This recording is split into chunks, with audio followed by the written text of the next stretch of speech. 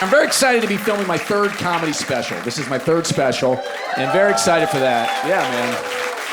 I didn't think I was gonna get to do it either. A few years ago, I had to get vocal cord surgery. They were operating on my entire career. One slip of the knife, $9,000 a year, gone, like that.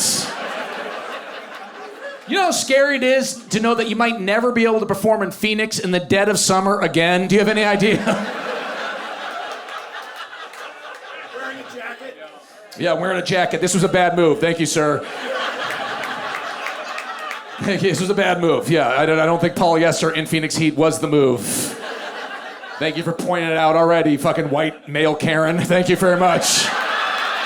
Jesus Christ. But, dude, vocal cord surgery was crazy. I hope you never have to get it. I had to be silent for a month, and the doctor was like, don't talk, don't sing, don't even masturbate. And I was like, well, why not? He goes, well, you might get carried away and say something. I was like, Doc, I think you and I are jerking off at different levels. Has anyone ever gotten that into it where they're just like, I'm gonna live forever? Because that's not me. I'm silent, full of shame, staring into the mirror while listening to Tupac. But I spent a lot of time out here during COVID because for a while, as a comedian, we could only perform in certain states, like the Arizona, the Florida, the kind of anti-science communities, and turns out they're way more fun.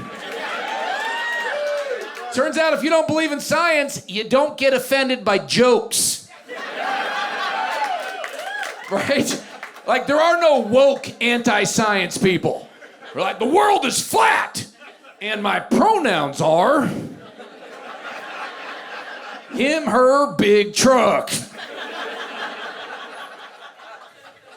Like, there's no doubt conservatives are more fun for a crowd. You know what I mean? Like, I'm kind of liberal, but liberals are like, we just wake up mad. Liberals just wake up like, fucking something's offensive. I don't know, Chappelle. Liberals are like the angriest people who have never been in a fight. You know, it's just weird.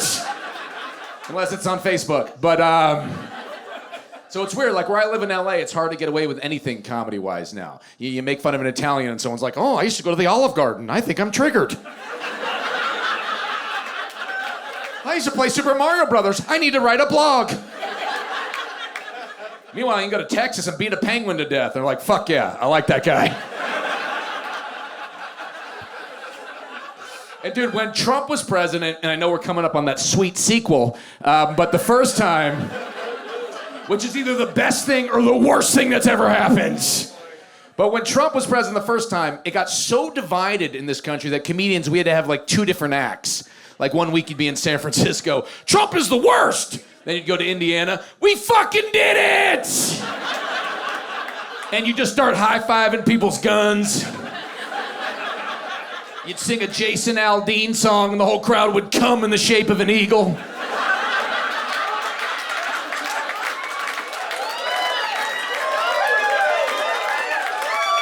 And that's the story of Hanukkah.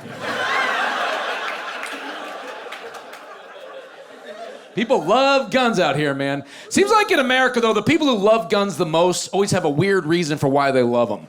They're like, I need this gun to protect my land from the government. And then you see their land and you're like, you're good. Like no one's trying to bust into your trailer and steal your velvet Jesus painting, dude, you're fine. Like, dude, anytime you see a guy who says he's got to protect his land from the government, when you see his land, feels like raccoons are the real enemy there, you know? Squirrels are your ISIS, dude.